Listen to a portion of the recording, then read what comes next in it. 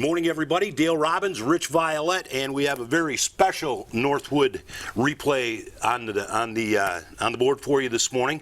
Special not just because we get an opportunity to get inside the associate head coach's helmet for a minute, but special teams is his specialty, and we are excited and pleased to have Coach E.J. Arnold with us here this morning on MCTV.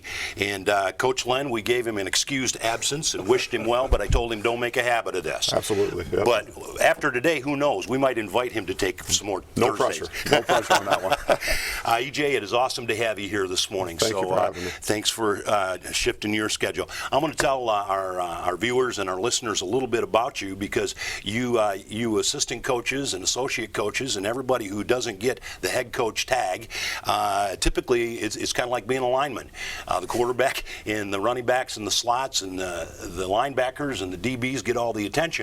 It's the boys on the line doing the grunt work, and we have proven, and we talk about your special teams each and every week, and the influence that you have on the D2 football game that Northwood plays. You are in your 12th season at the Wood, and this is going to be your 5th year serving as the associate head coach, as well as you are the special teams coordinator. Mm-hmm. Your assistant, is he a valuable resource to you? My assistant, Dave Arnold. You should call him Dad. I do call him Dad sometimes. I call him Coach Arnold Sr. more times than not. But, I bet you do. I mean, that's a unique situation that we're in. You know, he retired in 2007 at Colorado State. He came back to Midland because he's a Midland native, Midland High graduate, and I just pulled him out for a spring ball one year in 2009, and he hasn't left since. So it's a very unique situation, but something that he and I don't take for granted. It is a blessing to have him around. Yeah, and not just for you, and that's unique working with your dad like that, but the stories that you give your special teams and the attitude and just the way they go at the game differently than the offense and the defense. And they are attitudinal, and they come out with the kind of spirit. And I know I watch you and your dad have that exchange with them in practices as well as the game. It is something that is very, that chemistry is real. Yeah, and I think the biggest thing with special teams is about desire. A lot of these young men that come to us, they don't necessarily have to play special teams in high school, so they don't understand the importance of it. Sure. Maybe when they're a freshman or a sophomore and everything. So my dad and I really take a lot of time to just try and impress upon them the importance of it. And like you said, the attitude, we want our guys to have an attitude about it and be bullies about it a little bit and everything, and take the fight to other teams, because we feel it can be a turning point in the game that gives us an advantage. Coach, you've done such a great job with that special teams unit, no question. Year over year over year, you get them enthused, you get them playing hard. You know, how do you do that? How do you get them? How do you get them to a point where they? I know it's a huge part of the game, especially if we go down and score and then we kick off. We got to make a big stop. Mm-hmm. That's a key moment in the game, because momentum can change big time, and you know all about that. And so how do you get them enthused? How do you get them up for their job? Some days are easier than others. I think it's persistence, number one, just with what we have to do just to continue to explain, especially kids at that age, of how important it is. You know, like you said, we go make a big play and we get excited, and everybody has to kind of let that go and now focus on going down on the kickoff and saying this is the first play of the defensive drive. We have a responsibility to put our defense in a good situation, and conversely on a kick return and things like that. So a lot of it is just the enthusiasm that we bring. You know, I learned as a young coach that enthusiasm is caught, not taught. So I have to give that kind of enthusiastic approach myself if I want those guys to be able to go down and do it and do what we're asking of them. Tell me about the big stick. The big stick is something that 11 years ago we kind of created a little bit of a mantra on the special teams. And again, that kind of goes back to making guys understand the importance. We call ourselves the core of the football team. If our special teams are solid, then the offense and defense can be solid. Kind of your core needs to be solid for the outlying parts to be good. And so we created the big stick. Actually, a guy in town here that worked at Dow Corning made it for me. He was a walking stick guy, and so we made it. And it was just something extra for guys to sign and get them excited about, like, oh, I want to go do this. I want to go sign the big stick. And so, again, it just gives a little bit of an added flair to the importance of special teams to get guys to buy in. And then whoever has the big hit at the end of the game, whether it be on a tackle or a block or something, gets to sign it. And then, like your son Nick, whoever gets the big one at the end of the year gets to take it home with him. Well, I can tell you it's still hanging in his office, and he's very proud of the big stick. Let's put it that way. Yeah. You and your wife, Mandy, live here in town. You have 3 youngsters. years. You had a couple of years at Montana State before you came to the Wood a dozen years ago. Also, prior to Montana, you were down at Texas El Paso, so you've got some coaching as a young man. And I look at you today, and you're still young, so how you got 20-plus years in the coaching ranks is beyond me. But with that, Coach, I just want to kind of tie into what Rich was saying, we were talking about a little bit earlier, is that the way that you guys approach that special teams, because it is literally a special part of that, and that being the cog, and then the offense and defense are spokes off from that, you literally are on the front end and back end of every defense and offensive play. You continue year after year to rank in the top in the GLIAC with special teams performance. This year you've got Al Spacuzzi, who is just doing some phenomenal all-purpose yards, and he's getting a whole bunch of them. Had another big game on Saturday against Hillsdale. We'll see a little bit of that here in a minute. What do you think generates, because the flow of the game, everybody's momentum, we talked about it last week, everybody can be down, and all of a sudden your special teams on either side of that offense or defense can literally pump that thing back up and say, we are in this, and you guys are so good at that. Is there something that they sense it, they see you sense it, or it's just built in? I think it's something that builds in over time. Okay. I think one of the things we talk about every year early on is that, you know, this is a one-shot thing. That's the thing that I love so much about special teams. There is pressure because it's a one-down play. It's right. not we can make a mistake or something and have a second down behind us to recover. It is a one-shot thing, and so we impress that upon them to have some urgency about it. And I think our team, you know, we've built it up even this year. We may start slow, and then we play young guys, and they start building it up, and they understand the urgency part of it. Right. And we're at the point of the year now where they get it and say, you know, each and every time we go out there, we can make a game-changing play if we play to our capabilities.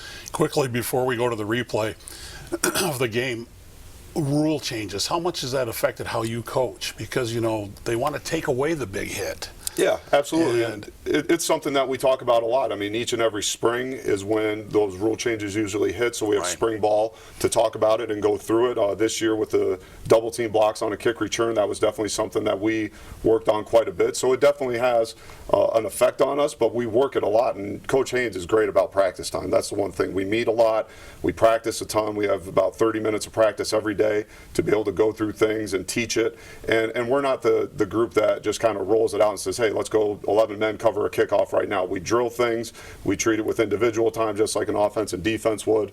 So we have a system within our special teams that allows us to take those rule changes and give us time to prepare for them and teach the techniques and things the right way. Has it taken away a little bit from the game? It has, but again, we have to adapt and with the way that we do things, and our guys have overcome it, and we've been solid in terms of just the knowledge of the game and understanding this is what we can and cannot do. All about the communication and the teaching, right? Absolutely. Yep. Well, it was an overtime loss to Hillsdale, 37-30. It was tied in regulation, so you guys got 60 minutes to play out everybody, and then you ended up with about 70 minutes after the two possessions. We do have some highlights from a great game we had Saturday at Northwood. Let's take a look at those if we can, Absolutely. Coach. Absolutely. We start out here with a great kick return by Al Spacuzzi. You talked about him, you know, with his kick return ability. We actually, in this game, I'm walking out with the captains, and we chose to receive. We wanted the ball and took a chance on it and got a great return. This is a great call by Coach Reed, our offensive coordinator, on third down and long. We knew our quarterback run game could be successful, and Joe does a great job there getting into the end zone, and it was great to see him running the ball the way he's capable of doing. I thought our defense played exceptional in the game. I thought our defensive line came to play. You know, great play right there by Andrew Davis, a young corner. But I thought our guys were flying around and hitting. We were just on the field too long. It was just a weird game in terms of the dynamic. But you know, you see here Dante Banton, redshirt freshman out of Florida. He came to play as his 5th game as a college player. He started showing up a little bit. It was awesome to see. You know, this was huge down here. We do a great job of pulling the ball out, wrapping up in the pile, and then getting a fumble and creating some momentum for us right there. That was huge early on in the game. And again, a lot of what we're going through right now, our guys just have to have those game-changing plays to start believing a little bit. Again, our defensive line, I thought, played exceptional. You see there Sammy Voltaggio with the big play, and this was a game changer as well. Jake Vincent, who again, teams are going to start kicking to him a little bit if Al continues to do what he does. And this was a great return by him, but 11 guys doing their job, which was great to see. Kickoff coverage here, a field return by Hillsdale, something we had not seen, but Luke Baker, Dylan Zagula right there coming down, making a great stop. Again, we're going to get things we haven't seen a whole lot of times, and that was great to see those guys just react. Joe here to Noah Kenishnik, the true sophomore who's playing exceptional right now, wide receiver. Was injured, right? Nate Gomez comes in for our goal line package and does a great job. Nate's really done a great job this year with coming in when Joe's been getting dinged up, and his maturity level has grown each week, and he's mentally as tough as they get for a redshirt freshman. So again, here, D-line getting after it. Austin Schefter there, 54. 5 sacks on the day. Yeah, 5 sacks. They played extremely well. I think, again, it's great for those guys to have some success. We get a free play here. Nate takes a shot over the top, kind of throws a little bit of a rainbow there into the wind, but Al does a great job adjusting on the ball. We had an offside penalty there and took advantage of it. Again, you see Nate here. He's in because Joe gets dinged up a little bit, throws a great pass to Christian. We got to hang on to the ball. Our ball security this week was a priority. He's got to get better. Here you see Parker Blust, who's having a great season right now as both a punter and kicker, balancing his workload, does a great job. 5 for 7 so far this year, kicking field goals. We should talk to him sometime. Yeah, that would be a good idea. Noah Brown here on the fumble recovery. I'm not sure about the pitch there, but it worked. It worked. When it works, it all looks good, right? I'm sure you had discussion about that. Again, a great play here. Our guys did a great job, and again, our defense played exceptional. They got worn down a little bit. This was a key series right here for our defense. Our offense stalled. We punted to them. They got a little drive going. The score tied, and our defense made a great stop down here to keep them out of field goal range and be able to send it into overtime. Great call right here by Coach Luke to blitz and not let the quarterback get comfortable. We just have to finish. I think that's the biggest thing right now. We've been in games, and we have to finish things out and learn how to win. And find the closer. Yeah, right? That's been the progress. We've been in games, and it's not that we've been tight or anything. Other teams have just continued to battle, and that's what they're going to do. We have to learn how to finish when we're ahead, and that's been the emphasis this week. In the minute we have left, that is the expectation in the GLIAC, and being around it a dozen years, every team here is capable of something different each and every week. Absolutely.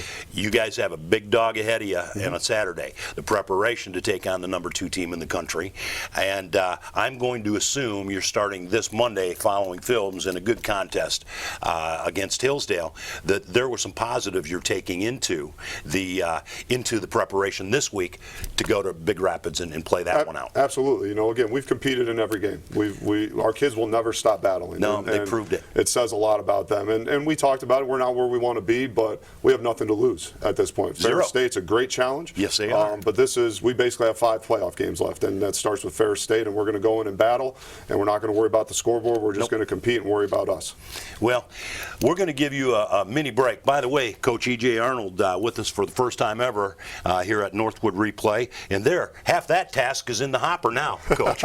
We're going to keep this a special program, so we might as well stay with special teams. Sounds great. We talked about him earlier. Just like that, Parker Blust is on the set. We're going to talk with one of the GLIAC's leading kickers, special teams kid, and Parker Blust, the sophomore. He's sitting right where Coach is at right after this word.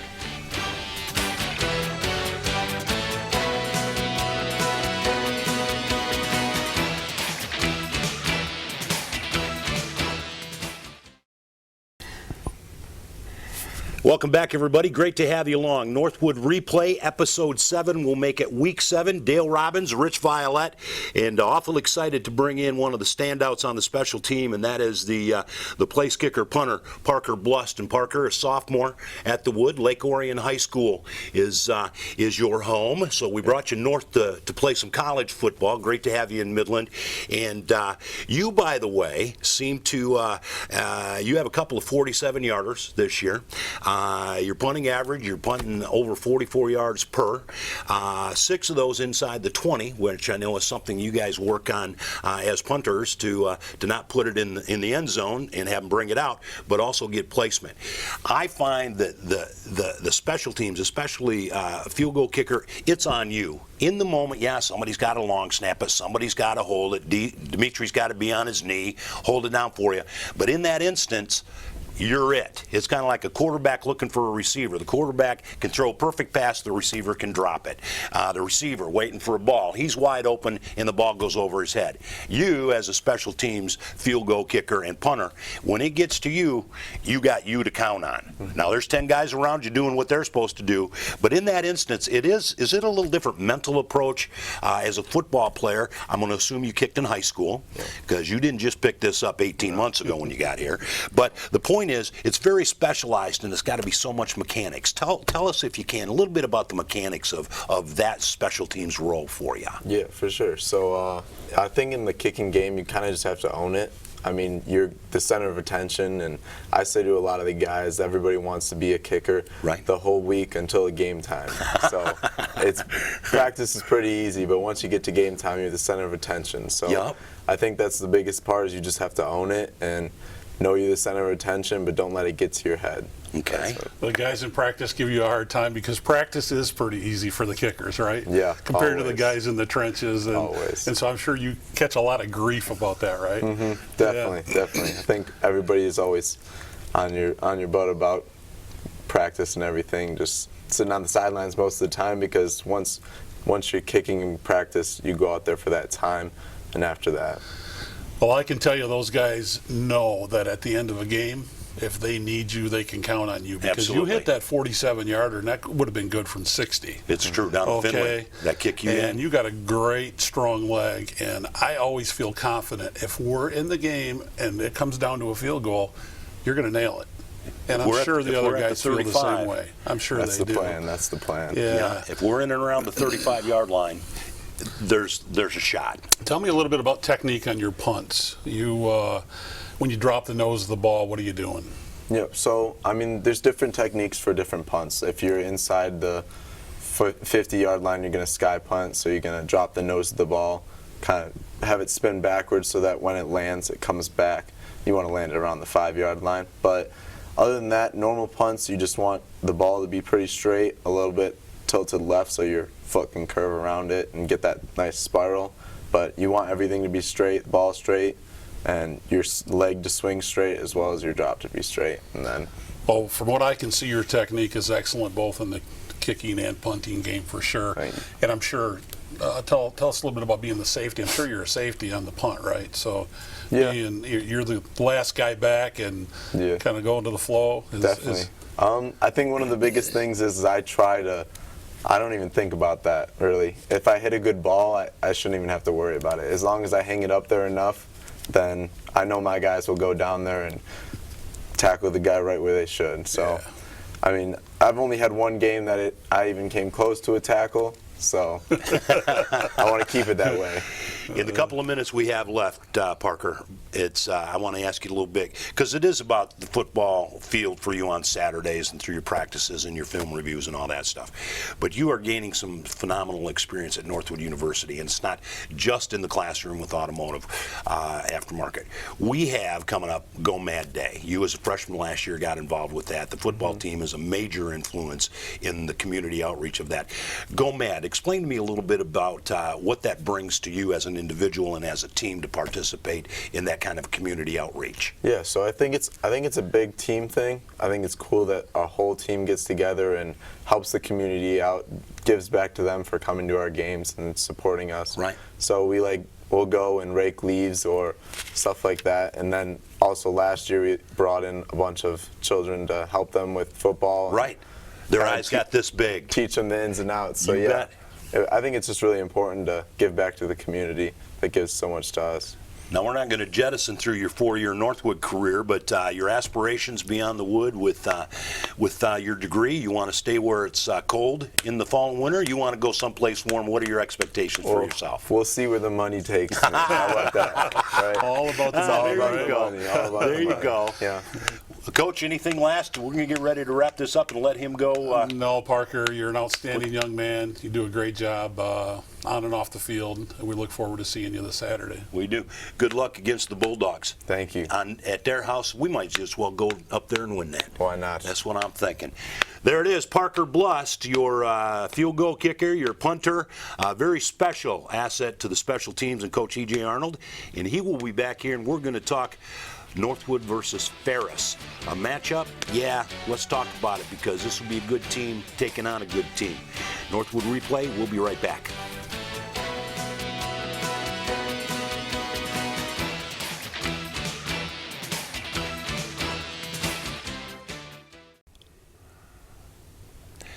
Welcome back, everybody. Dale Robbins, Rich Violette, and Associate Head Coach E.J. Arnold for the Northwood Timberwolves on Northwood Replay. Let's give a little love to your kicker, your Parker Blust, your sophomore, a very key component of what you and your dad are putting together for special teams. Absolutely. He's having a great season so far, and last year as a true freshman to come in and just be the punter was kind of the plan, and then he won the field goal kicking job this year. Having a great season, and I think the thing that's fun about Parker is his best days are still in front of him. I think he's still got better football in him, and he knows that. But just as a kid, too, to watch his maturity over the last 18 months has been awesome, and that's what you want, is those kids to grow and mature as you get them as freshmen and as they continue to work their way forward. And ultimately go where the money is. And that was a typical Parker answer right there. Coach, let's talk to Bulldogs a little bit. Ferris, who is next up on our docket. Coach Tony Anise is in his 8th year at Ferris. He has been a winner wherever he goes. He sure has an offensive machine regardless of where he goes. He's got a ball club that's scoring 41 points a game.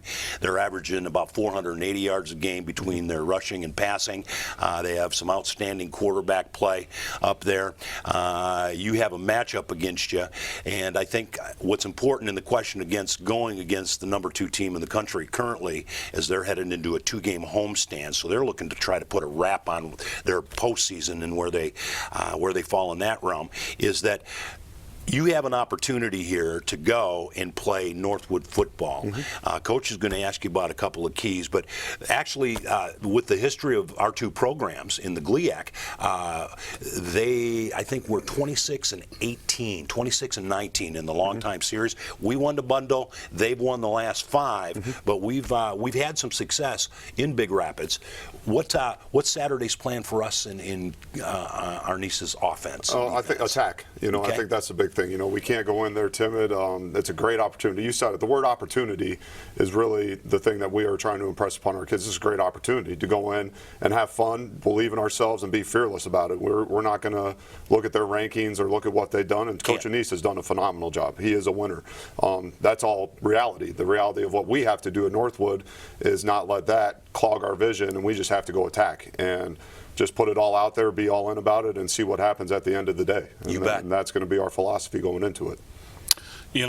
They're not prone to making mistakes. Boy, they fumbled the ball 21 times in 6 games, and they lost it 13 times. So what do they do offensively? What kind of offense do they run? I know last week we had to put up with inside-outside zone runs. What does Ferris do well? So Tony, at his heart, is a option guy. That's what he has always been, and so there's still some elements of that. They do a lot of quarterback run game stuff with J. Rue Campbell. He's a phenomenal quarterback, Harlan Hill winner last year, and some other guys have been playing, for them. They've played 3 quarterbacks and extended them out this year. So a lot of quarterback run. Their vertical passing game has gotten a lot more sophisticated in Tony's time there. So, our defense just has to be on their P's and Q's, so to speak, and do a great job with the coverage and with the run game fits. Do you, given the fact they got 26 touchdowns on the ground, 8 in the air, do you try to take one or the other game away from them? Do you try to take that run game away from them? I think no matter who the opponent is, that's obviously going to be Coach Luke's #1 standard, is to stop the run. We got to make sure that we control the line of scrimmage, and so to answer the question, absolutely. We have to stop their ground attack, whether it's their running backs, their receivers who run some jet sweep stuff, or the quarterback himself. And as you alluded to, ball on the ground, our guys are going to be going for that ball and trying to hawk it out and everything like that. And then we just have to be sound in the secondary, not fall asleep on the play action and things of that nature, because, again, Tony's a great coach. He's going to find what the defense doesn't do well and try and attack it, but that's why we have to play 11-man football. Right. The GLIAC is in full operation come Saturday, Coach. Let's go ahead, and I'll have you go through this week's matchups. Yeah, so Davenport, Michigan Tech. Michigan Tech's having a great season. They've been competing, and they went through some lumps last year to get better. Davenport, they've been coming up for the last few years, so that'll be a great matchup up in Houghton up there. Davenport's defense is stout. Michigan Tech just plays a smash-mouth brand of football. Grand Valley got a close win last week against Saginaw to get themselves back on track. And again, Northern Michigan is a little bit of an up-and-coming team. You got to ignore the record a little bit. They're playing a lot of young kids, and I think almost where you guys are at. A little bit, yeah. And so I think that will be a good matchup if Northern Michigan can control the ball a little bit. Saginaw gets Lindenwood. I think Saginaw will get back on track a little bit. They're, I'm sure, a little bit bitter about the loss up at Grand Valley because they had a chance to tie the game late and everything. And Saginaw's a great program. They've done a really good job with the new staff, and they're having a really good season. And then Ashland Wayne State, that's a little bit of a rivalry. There's some history between Coach Winters and Coach Owens in that game. And Ashland's been a fourth quarter team. They've won these games in the fourth quarter and really as played they well. did against you guys. As they did against us, and they did it against Grand Valley the week after, and against Davenport last week. So that should be a good matchup with them and Wayne State. That's always a tough game. Our kick is at 1 o'clock. We will be at Fair State University. That's a nice house up there. That's a great place to play. Don't have to travel far. It's not 16 hours to Missouri S&T to get off the bus there. I still think of that. Oh, boy. It's nightmares. Rich and I will be on the radio about quarter to 1 o'clock for the pregame of that. And GoNorthwood.com is a great place to get live audio and stats. We drive our people there. Northwood Replay, and it's you guys will be able to see this on Charter's channel lineup for you, where this Northwood Replay will be replayed. Go figure that. YouTube, we're everywhere. Podcast, we're in every environment that's technical anymore, and it is just awful exciting to follow this club. And like you said, Coach, before, at the end of a game and at the end of a week, we get disappointed. Maybe not at the level you guys do following a loss, but we get real excited knowing what potential of this team the Timberwolves have this year, and we get as angst for the next one as you guys do. So it's with that excitement that we wish you nothing but success on Saturday and the rest of this year. Big thing is, let's keep our people healthy, because college football doesn't seem to be kind with all the dings that you guys take, right? Absolutely, and that's the unfortunate part, but it's a next man up philosophy, and you guys our do guys it so will well. be ready. They will be ready. All right. Well, Coach, we're looking forward to this week. We know it's a great opportunity for not only the coaches but the players. You live for these moments to play against those great teams. It's a great team. Everybody knows it. But you want to know something? It's a great opportunity. If I'm a young man and I'm strapping it on, I want to play in this game. Right? Absolutely. And I want to go up there and show what I can do. Absolutely. And I'm pretty sure our guys want to do that. They're ready. So we'll be ready. Yeah. That's why they play the game. All that matters. Right there. Absolutely. So I'm getting goosebumps thinking about it. You are the hair standing up on your left arm, for heaven's sakes. Hey, that's a wrap from MCTV Studio. We tell you every week, and we mean it. Get out of here and go away mad. Go away and make a difference. Have a great weekend, everybody.